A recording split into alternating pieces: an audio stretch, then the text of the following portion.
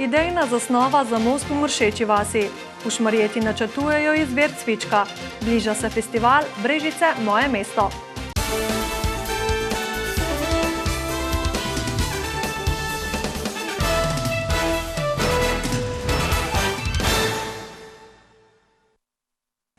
Lepo pozdravljeni. Med ključnimi naložbami občine Šentjernej, ki čakajo na izvedbo že nekaj let, je most čez Krko v Mršeči vasi. Kot smo večkrat poročali, je bila v preteklosti predvsem dilema betonski ali leseni most. Občina pa je že lani pridobila idejno zasnovo novega mostu v jekleni različici, s katero sta na včerajšnji seji svetnike seznanila župan Radko Luzar in Peter Gabrijelčič iz podjetja Gabrijelčič Arhitektura. Vsi se strinjajo, da most potrebujejo, a kakšnega? Albert Pavlič se je spraševal, zakaj idejne zasnove niso najprej predstavili občanom in čigava ta sploh je. Ker gospod Gabrijelčič je dobil nekaj izhodišča. Ker tukaj je stvar, bom rekel, naročnika. Kdo je naročnik? Kdo je sodeloval pri temu? Če ne pa zato, kdo je bil zraven, ko se je odločalo o tem, pa kdo ni bil, pa je sploh problem prevelik, da kdo mi rešval. Jaz sem zato, da se odločilo enkrat, sicer pa lahko samo ostanemo pri tej tezi, da most rabimo, Šentjernej pa se ne zna odločiti, kakšnega bi rad. Najprej so se odločali med betonskim in lesenim mostom, ki bi bil cenejši, a do rešitve niso prišli. Zdaj so svetniki potrdili idejno zasnovo za tretjo različico. Ki pa mislim, da je kompromis in je dobra rešitev, to pa je železna varianta mostu, brez podpor in za tak promet, ki ga pač rabi občina in rabi vas. Tudi nosilnost ne bo težava, čeprav v Krki ne bo podpornih stebrov, je zagotovil Peter Gabrijelčič. Novi Reslov most, kot so ga poimenovali svetniki v poklon izumitelju ladijskega vijaka Jozefu Reslu ob 200-letnici prvih poskusov na Krki, bo imel širši pomen, saj se bo zlil z okoljem, dodaja. Bomo verjetno razglasili Reslevo leto in v tem sklopu bi radi že prišli do projekta, do projektne dokumentacije, da lahko kandidiramo za kakšna sredstva in tako naprej, da bomo to prišlo do realizacije. Občinski proračun naložbe ocenjene na slab 1.170.000 evrov ne bo prenesel, a zaenkrat ne vedo, kje bodo našli vire. Vsekakor stojijo za odločitvijo, poudarja župan. Gre za trajnejšo rešitev, o kateri bodo še dorekli podrobnosti o širini cestišča. Po izvolitvi za župana občine Šmarješke Toplice je Marjan Hribar odstopil z funkcije direktorja zavoda Novo mesto. To nalogo tako od letošnjega februarja kot vršilka dolžnosti opravlja Jasna Dokal-Osolnik, sicer direktorica Dolenjskega muzeja Novo mesto. O njenem nasledniku oziroma naslednici je tekla beseda na zadnji seji občinskega sveta, ki pa je vnovič izbral le vršilko dolžnosti. Poglejmo podrobnosti. Predsednik komisije za mandatna vprašanja, volitve in imenovanja Boštjan Grobler je obrazložil, da so na razpisu prejeli 10 vlog. 5 jih ni izpolnjevalo formalnih pogojev, po kompetencah smo izključili še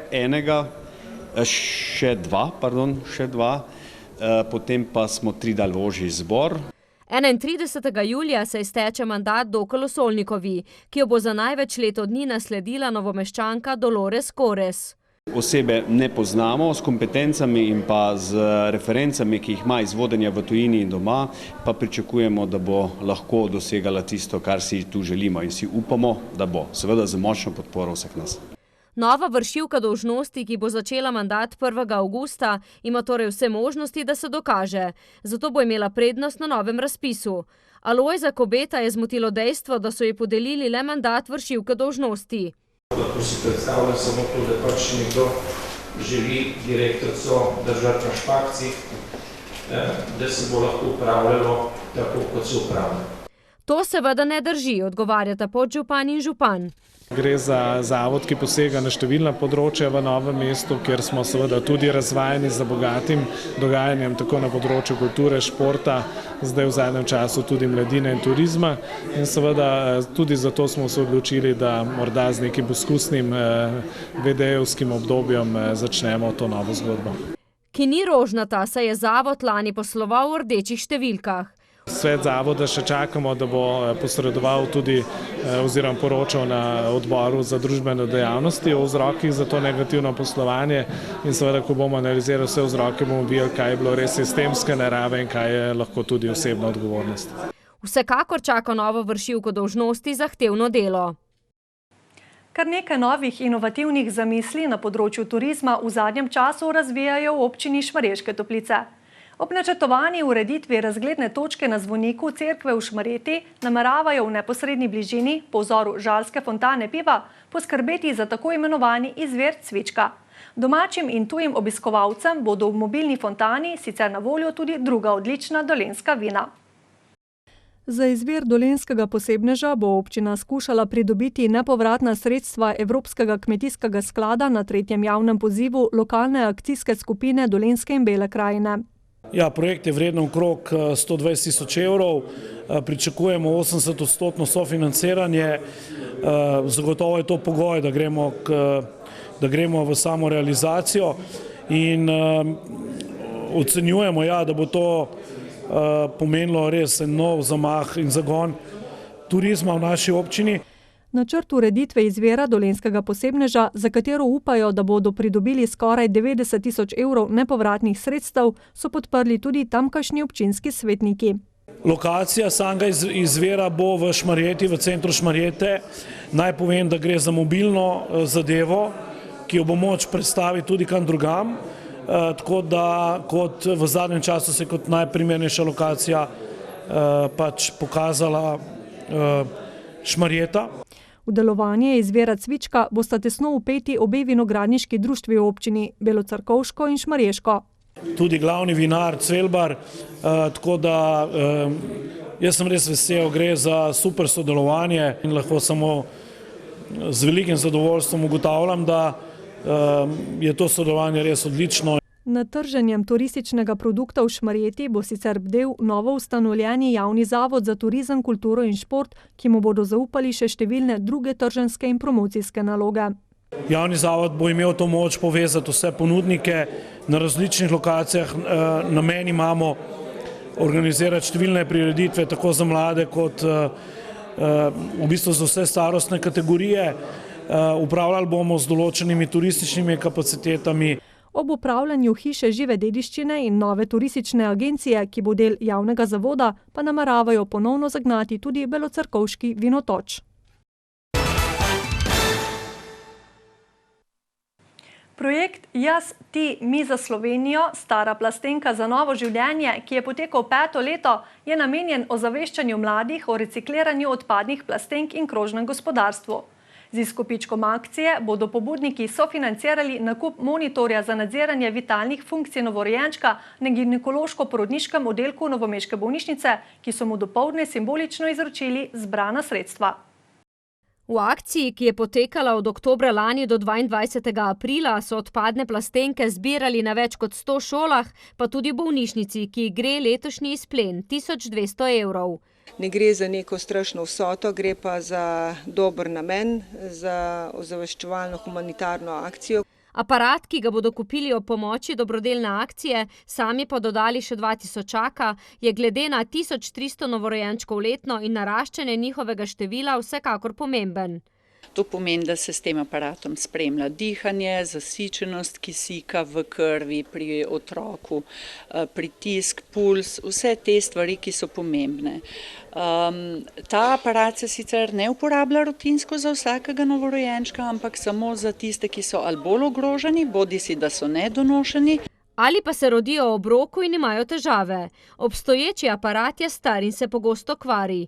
V društvu Tandem Zagorje so projekt, s katerim jim bodo pomagali do novega monitorja, izvedli z več partnerji. Učenci so zbrali skoraj 8 kg plastenk na posameznega učenca in moram reči, da je to izjemno velika količina. Ki jo je odkupil Dinos in bo bolnišnici nakazal znesek od zbranih plastenk. V bolnišnici sicer vse skozi stremijo k posodabljanju opreme. Smo pravkar končali eno veliko akcijo zbiranja donacijskih sredstev za nakup artroskopskega stolpa, ki ga bomo predvidoma nekje v 2 mesecih, 3 tudi nabavili. Gre za približno 100 tisočakov vredno napravo za ortopedsko-artroskopske operacije. V ponedeljek se kot uvod v poletje začenja enotedenski festival Brežice moje mesto, ki ga organizirajo v Zavodu za podjetništvo, turizem in mladino Brežice. Letos bodo v sklopu festivalskega tedna proslavili še 70 let Posavskega muzeja Brežice. Koncerti Džibonija, skupin Elemental in Sidarte so le del festivalske vsebine. Pomembno vlogo boste imela tudi kulinarika in šport. Stroški festivala so nekje na ravni prejšnjih letov, nekje dobrih 100 tisoč evrov. Slabo polovico prispeva občina Brežice, drugo polovico pa bomo nekako pridobili iz tržnih virov. Do 40% bo šlo za plačilo izvajalcev. Povprečno festival obišče med 10 in 15 tisoč ljudi. Za letos pa na podlagi repertoarja računajo na 25 tisoč obiskovalcev, dodaja. Vstopnine, tako kot prejšnje leto, tudi letošnje leto ni, razen za tek s Primožem Kozmosom je prijavnina in pa za VIP oder. V sklopu festivala bodo izvedli 10. tek s Primožem Kozmosom. Klasično bomo naredili najprej otroški tek, potem so teki na 3 km in 10 km in pa poslovni tek. Pričakujemo, rečemo, eno konstantno število, nekje med 400 in 500 tekačev. Zadnja leta je del festivala tudi kuhna na ulici. Letos traja več dni. Prinaša tudi to, da ne ločimo več lokalno in gostujoče, kot smo delali to prejšnja leta, in imamo zdaj vse dni v bistvu gostujoče kuharje. Tradicionalno pa za festivalsko vzdušje poskrbi Nuša Derenda s svojim izborom gostov. Letos bo to Brežičan Klemen Slakonja, od glasbenih legend Aleksander Mežek, od mladih ustvarjalk pa Alija. Nadaljuje se dirka po Sloveniji. Danes je bila na sporedu druga etapa od Maribora do Celja, dolga dobrih 145 km. S terena poroča Mojca Badovinac.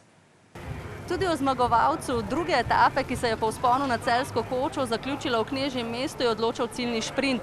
Na veselje domačih navijačev je v cilj prvi prišel Slovenec Luka Mezgec, ki bo jutrišnjo etapo začel v zelenem, kar pomeni, da vodi na dirki. Jutrišnja etapa je od Žalca do Idrije, sicer pa sledita še dve, dirka pa se v nedeljo zaključi v Novem mestu. Poglejmo pa, kaj je po zmagi povedal Luka Mezgec. Vedel sem, da moram dati v bistvu na klanc eno mojo zelo dobro predstavo, kar se tiče voženja v klanc, in na vrhu klanca videti, kje sem. Dopoldne je v prostorih televizije Novo mesto, izdajateljice medija Vaš kanal, ki ima status posebnega pomena, potekala 33. redna skupščina njenih družbenikov. Družba je v letu 2018 kljub turbulentnim razmeram na medijskem trgu tretje leto zapored poslovala pozitivno. Direktorica in odgovorna urednica Vašega kanala Irena Vide je poudarila, da je naša medijska hiša skozi vse leto zagotavljala redne programske vsebine, ki jih nalaga zakon, kljub temu, da država v okviru razpisa sofinancira zgolj eno programsko vsebino. Sredstva za ostale vsebine televizija pridobiva na trgu, ostale posebne projekte pa uresničuje s podporo lokalnih skupnosti. Videtova je družbenike seznanila tudi z načrtom za leto 2019, ko televizija na pragu tretjega desetletja delovanja snuje številne programske in poslovne aktivnosti. In nove vsebine že nastajajo. Tako čez 1 uro ne zamudite županove ure, v kateri bo Marko Mesojedec gostil župana občine Škocjan Jožeta Kaplarja. Hvala za pozornost in nasvidenje spet jutri.